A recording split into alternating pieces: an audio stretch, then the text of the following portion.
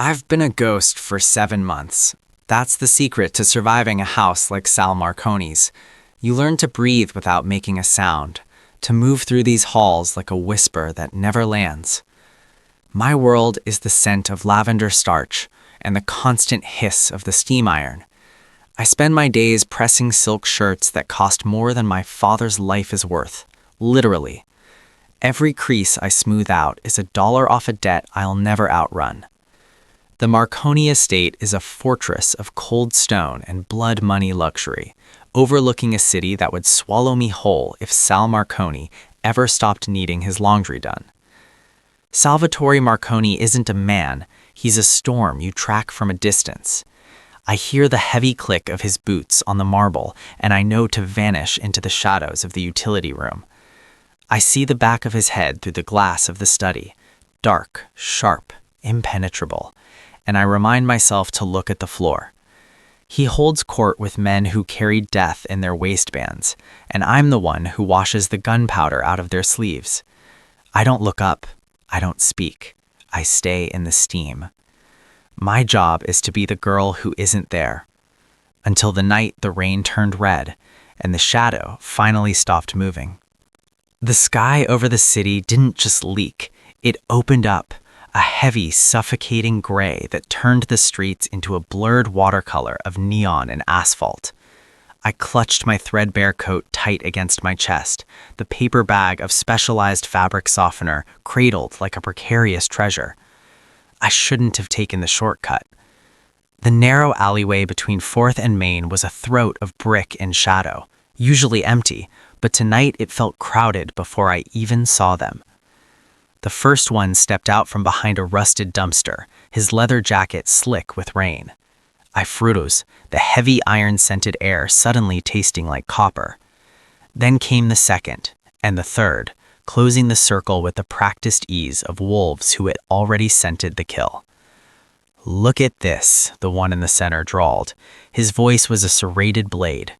"The little mouse from the Marconi house. I recognize that uniform under your coat, sweetheart. You're the one who keeps Sal's suits so sharp while he's busy cutting into our business." I tried to back away, my heels splashing into a deep puddle, but the wall of the alley was already there, cold, damp, and indifferent. "I'm just a laundress," I whispered, my voice trembling like a dying candle. "I don't know anything, I just do the work." "That's the problem," the leader said, stepping into the dim light of a flickering street lamp. "Sal thinks he can hide his assets behind stone walls and ghosts. He thinks because we can't reach him, we won't reach what belongs to him." The first blow was a blur, a heavy ring-clawed fist that connected with my cheekbone, sending a shockwave of white-hot pain through my skull. The bag in my arms hit the ground, the plastic bottle bursting, spilling lavender-scented soap into the gutter where it mixed with the grime. I fell to my knees, the grit of the pavement scraping my skin. They didn't want my money. They didn't even want my life yet. They wanted to send a telegram written in flesh. A heavy boot caught me in the ribs, knocking the breath from my lungs until the world turned gray at the edges. I tasted salt and iron as my lips split against my teeth. The leader knelt in the filth, grabbing a handful of my wet hair and yanking my head back so I had to look into his hollow, sadistic eyes. He pulled a jagged pocket knife from his belt, but he didn't use the edge. He used the handle to bruise and the tip to graze.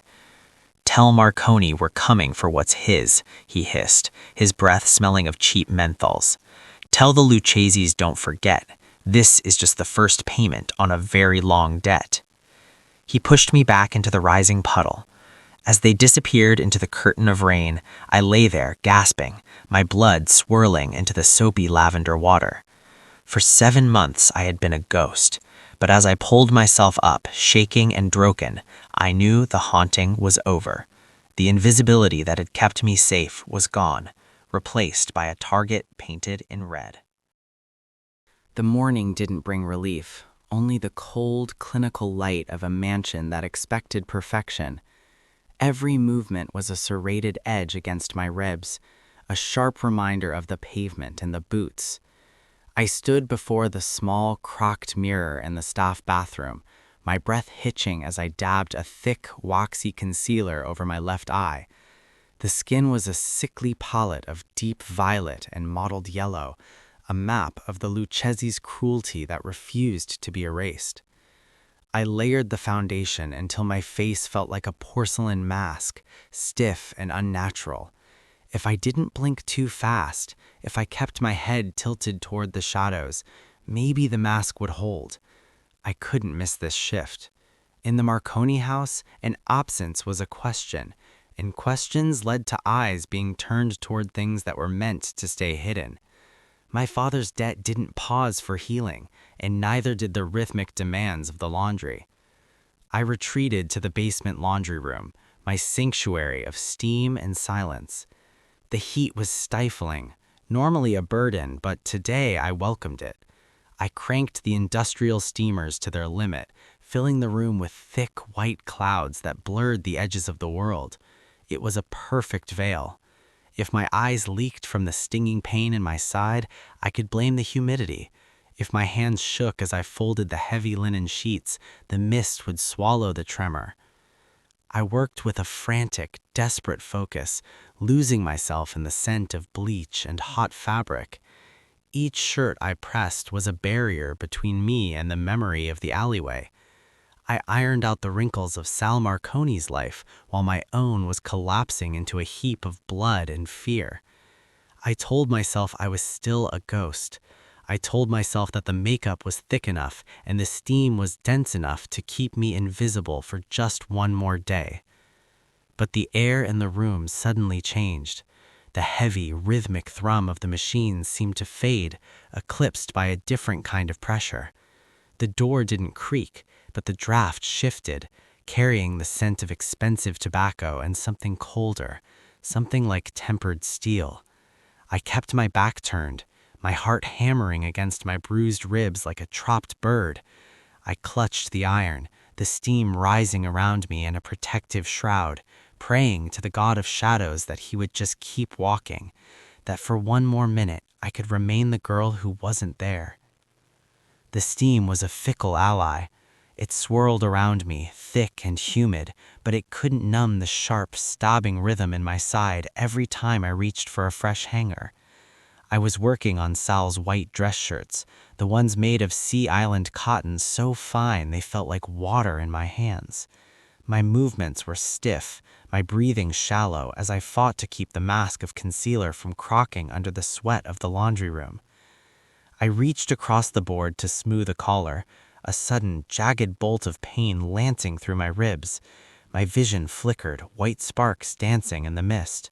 I gasped, my hand instinctively flying to my side, and for a split second my focus wavered. The heavy industrial iron stuttered. I didn't feel the wound on my arm reopen, but I saw the result. A single, brilliant crimson bead bloomed on the snow-white cuff of the shirt. It felt like a gunshot in the silence of the room. I stared at it, frozen, watching the red circle expand, hungry and defiant, mocking the hours I'd spent trying to stay clean, trying to stay hidden. I didn't tell you to stop.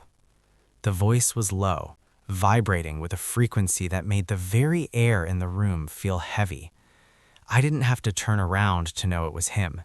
Salvatore Marconi was a presence that didn't require sight. He was the sudden drop in temperature, the weight of a coming storm. I kept my head down, my fingers trembling as I reached for a chemical sponge to scrub at the ruin I'd made. "I'm sorry, sir," I whispered, my voice thick with the humidity and a rising, suffocating fear. "The steam, it's just the heat. I'll have it out in a second. I'll replace the shirt myself." The heavy click of his boots approached, slow and deliberate. He didn't stop until he was standing directly beside the ironing board. I could smell him now. Sandalwood, expensive tobacco, and the cold metallic scent of power. "Look at me, Serena." It was the first time he had ever used my name. The sound of it coming from his lips felt like a physical weight, shattering the 8-month-old glass of my invisibility. I couldn't move. I couldn't breathe. I just stared at that red stain, the evidence of my brokenness bleeding into his perfection. Voice dropping an octave. Look at me. His hand moved into my line of sight, large, calloused, and perfectly steady. With a terrifying gentleness, his fingers hooked under my chin, forcing my head up. The steam parted like a curtain, and for the first time I was pinned by his gaze. His eyes weren't just dark, they were a void of controlled rage, scanning the thick, waxy makeup that was failing to hide the swelling of my eye, the split of my lip, and the sheer terror vibrating through my skin. The silence that followed was louder than any shout. His jaw tightened, a muscle leaping in his cheek as his eyes moved from my face back down to the blood on his cuff. He didn't ask if I was okay. He didn't offer a hand. He simply held my gaze with a focus so intense it felt like he was reaching into my very soul to find the men who had done this. Who, he breathed, the word vibrating with the promise of a citywide funeral, did this to you? I tried to swallow, but my throat felt like it was filled with dry glass. The pressure of his fingers against my jaw was firm, an inescapable anchor that forced me to witness the change in him. I expected him to flinch away from the mess of my face or perhaps to offer a hollow word of pity, but Salvatore Marconi didn't do pity. His eyes, usually as cold and distant as the marble floors of the foyer, began to darken, the whiskey-colored depths turning to charred mahogany. He didn't pull his hand away. Instead, his thumb traced the very edge of the deep purple bruise near my temple, a movement so light it was almost a caress, yet it carried the weight of a death sentence. He wasn't looking at me as a person anymore. He was looking at a crime scene. They used a handle, he murmured, his voice so low it was barely a vibration against the humid air. And boots. 3 of them? 4? 3, I managed to choke out, the word trembling. In the alley behind Maine. They said they were Lucchese's. They told me to tell you they were coming for what's yours. The air in the laundry room seemed to vanish. Sal didn't explode. He didn't swear or throw the iron. That would have been human. Instead, he became something mechanical, something ancient and apex. His grip on my chin shifted, not to hurt me, but to tilt my head toward the harsh overhead light, cataloging every mark with a terrifying, quiet calculation. I could almost see the gears of his empire grinding into motion behind those locked eyes, calculating routes, names, and the exact amount of blood required to balance the scales. They think you are a message, he said, his voice dropping to a silk-wrapped blade. They think they can use the girl who irons my shirts to measure my reach. He finally let go of my face, but he didn't step back. He reached out and plucked the blood-stained shirt from the board, wads of fine cotton crumpling in his fist. They made a mistake, Serena. They didn't send a message. They started a clock. He looked at the red drop on the cuff, the blood I had tried so hard to scrub away, and a ghost of a smile touched his lips. It was the most frightening thing I had ever seen. It wasn't a smile of joy. It was the baring of teeth before a hunt. I have spent 8 months letting you be a ghost in this house because I thought it kept you safe, he whispered, stepping so close I could feel the heat radiating from his chest. But if they want to play with shadows, I will show you what lives inside them. He turned toward the door, his movements sharp and predatory. He didn't look back as he reached into his pocket and pulled out a sleek black phone. He didn't call the police. He didn't call a lawyer. He pressed a single speed dial button and spoke 2 words that I knew would change the geography of the city by morning. Mobilize everyone. The laundry room, once my stifling sanctuary of steam and anonymity, felt suddenly like the epicenter of a tectonic shift. Sal was gone, his heavy boots echoing down the hallway with a speed that felt like a countdown. I stood paralyzed, clutching the edge of the metal ironing board, my heart hammering against my bruised ribs. The silence that followed was worse than the confrontation. It was the heavy, ionized air before a lightning strike. I heard his voice through the open vents, traveling up to the main floor. It wasn't the sound of a man seeking justice. It was the sound of a commander issuing coordinates. There were no sirens. There was no dial to 911. To Sal Marconi, the law was a slow, blunt instrument, and someone had just drawn blood from his household. He didn't need a badge. He had an army. Within minutes, the quiet dignity of the estate was shattered. I moved to the narrow basement window, pulling myself up to see the gravel driveway. The first black SUV roared through the iron gates, its tires screaming against the stone. Then another, and another. They flowed into the courtyard like a dark tide, a synchronized display of lethal precision. Doors slammed in a rhythmic staccato that sounded like gunfire. Men stepped out, not thugs in leather jackets like the ones in the alley, but soldiers. They wore tailored black suits and earpieces, their movements economical and sharp. I watched, breathless, as they formed a semicircle in front of the grand entrance. Some were checking the slides on their sidearms. Others were unfolding tactical maps on the hoods of the vehicles, their faces grim and devoid of hesitation. The sheer scale of the response made my head spin. I was just a girl who ironed shirts and lived in a cramped apartment in the Bronx. I was a debt to be paid. But looking at the sea of block steel and the silent armed men waiting for Sal's word, I realized I was no longer a ghost. I was the reason for the war.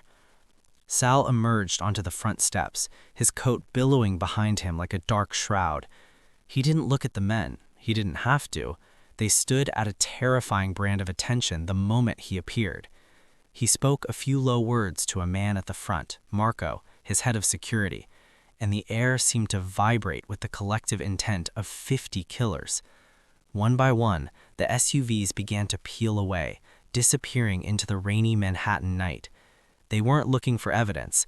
They were looking for the Lucchese's.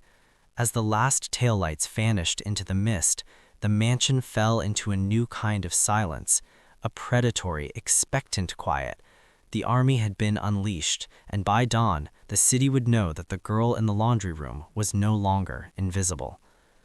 The roar of the engines faded into the distance, leaving the mansion in a state of vibrating electric tension. I expected to be sent back to the basement to scrub the blood from the cotton and wait in the dark for the sounds of the war to end. Instead, Sal turned back to me, his silhouette cutting a jagged line against the marble foyer. "You aren't going back to the laundry room, Serena, and you aren't going back to the Bronx tonight." He didn't wait for my protest. He took my arm, his grip firm but no longer bruising, and led me toward the grand staircase. We bypassed the guest wings and the formal lounges, climbing higher until we reached the top floor, a place the staff was strictly forbidden from entering. This was his inner sanctum, the private heart of the Marconi Empire. The doors to his suite were heavy mahogany, opening into a world that felt fundamentally different from the rest of the house. There were no gilded frames or velvet ropes here. The smell of old books, cedarwood, and the same sandalwood that clung to his skin. It was sparse, almost monastic in its discipline, but every object screamed of a weight I couldn't comprehend. A set of antique chess pieces stood mid-game on a low cable. A single framed photograph of a woman with his eyes sat on the mantel. A stack of handwritten ledgers lay open on a desk. "Sit," he commanded, gesturing to a deep leather armchair by the fireplace. As he moved through the room, shedding his suit jacket and rolling up his sleeves, the monster of Manhattan began to peel away. In the dim light, I saw the scars on his forearms, not just the jagged lines of old fights, but the deep internal weariness that settled in the corners of his mouth when he thought no one was looking. He looked less like a storm and more like a man who had spent his whole life trying to hold the clouds back. He returned with a first aid kit and a basin of warm water. He knelt on the floor before me, a position of such profound humility that I felt my breath hitch. This was the man who had just mobilized an army, yet here he was, carefully dipping a cloth into the water to clean the grit from my knees. "I grew up in rooms like this," he said, his voice quiet, almost reflective, protected by walls and men with guns. "I thought that was the only way to exist. But then I saw you. You lived in the steam, you survived the Bronx, you carried a debt that wasn't yours, and you did it with a silence that I've spent a decade trying to master." He looked up, his gaze locking onto mine. For the first time, the controlled rage was gone, replaced by a raw, startling vulnerability. He wasn't looking at a laundress or a message. He was looking at the only person in the city who didn't want something from him. "The Lucchese's think they hurt me by touching you," he whispered, pressing a cool cloth to my split lip. "They don't realize they just gave me something I haven't had in years, a reason to finish the fight." In the quiet of the sanctum, the monster was gone. In his place was a man who was just as trapped as I was, and for the first time in 8 months, I didn't want to disappear. The silence of the upper floor was broken not by the storm outside, but by the heavy, rhythmic thud of combat boots on the stairs. Sal had left me in the armchair with a glass of water that I was too terrified to drink, but the curiosity, the primal need to know the fate of the men who had broken me, drew me toward the heavy mahogany door.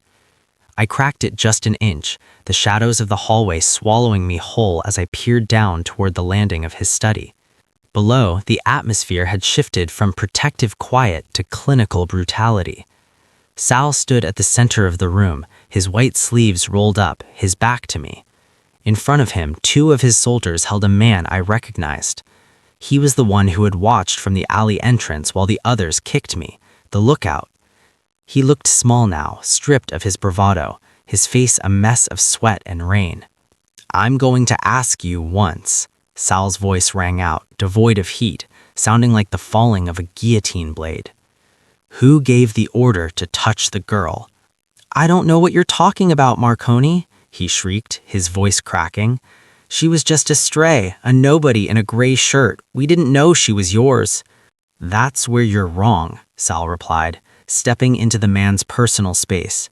"She isn't a nobody. She is the only thing in this city that is off limits. And because you didn't know that, your entire crew is going to become a lesson for the rest of Manhattan." I leaned against the cold wall, my breath hitching. Hearing them talk about me, calling me a stray, an asset, a lesson, sent a different kind of shiver down my spine. For months, my invisibility had been my armor. As long as I was a ghost, I was safe from the wars of men like Sal. But as I listened to the muffled sounds of the interrogation, the sharp strike of a fist, and the low-frequency rumble of Sal's commands, I realized that shield was shattered beyond repair. I wasn't a ghost anymore. I was a flag planted in the middle of a battlefield.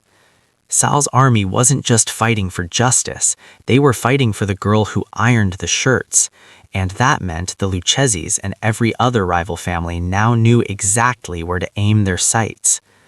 The protection Sal offered was a gilded cage, and the price of being seen was that I could never truly hide again. The man in the study began to sob, the names of his accomplices spilling out in a desperate, pathetic torrent. Sal didn't thank him. He didn't even look satisfied. He simply turned to Marco and nodded. "Find them. Bring the leader to the warehouse. Leave the rest for the harbor." As the soldiers dragged the man away, I pulled back into the room and closed the door softly. I looked at the luxury surrounding me, the silk sheets, the rare books, the scent of sandalwood, and realized it was no longer a sanctuary. It was a fortress, and the war had only just begun. The morning didn't bring the usual sounds of the city. It brought a heavy, stifling silence that felt like the indrawing of a great breath.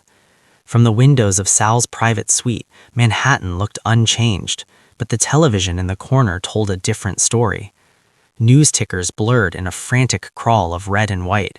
Fires at the docks, a warehouse collapse in Queens, and unprecedented gang activity that had the police cordoning off entire blocks of the Diamond District. The city was trembling. I stood by the glass, watching a column of black smoke rise from the direction of the river. Every news anchor used the same word: calculated.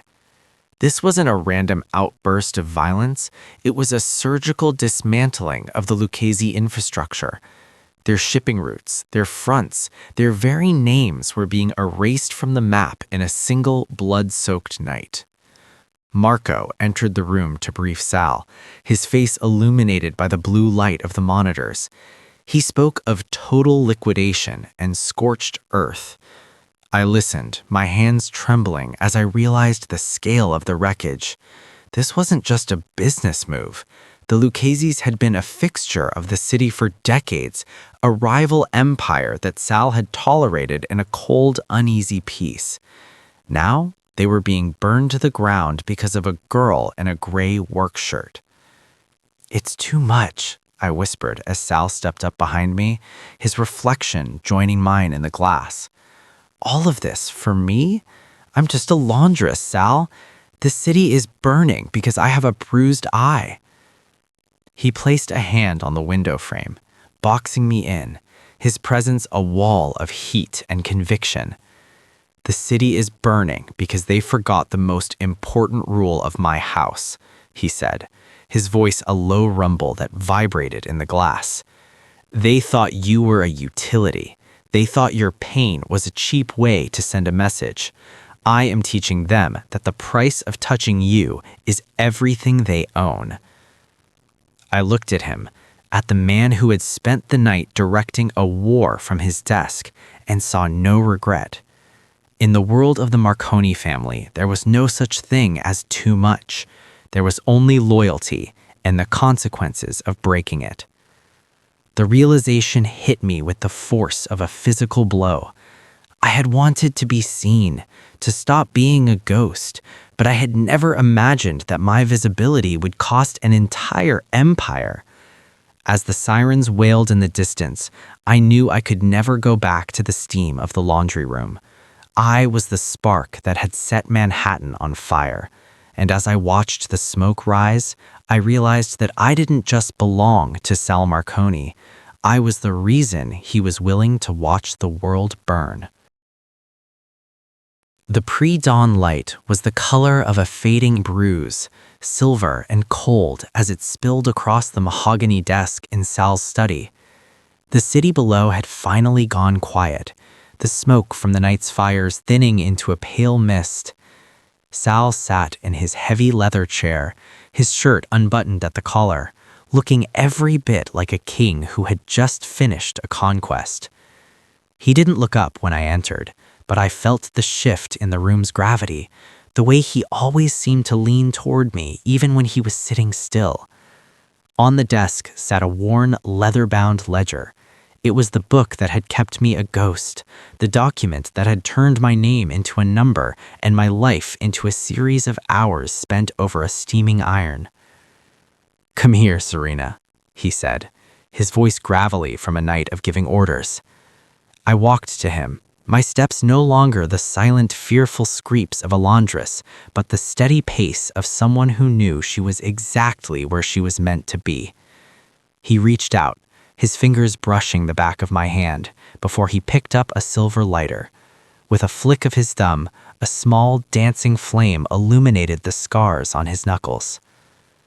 "This debt was the only thing connecting you to the man I used to be, the man who saw a servant instead of a woman, the man who thought power was measured in ledgers." He touched the flame to the corner of the book. The paper curled, blackening and glowing orange at the edges.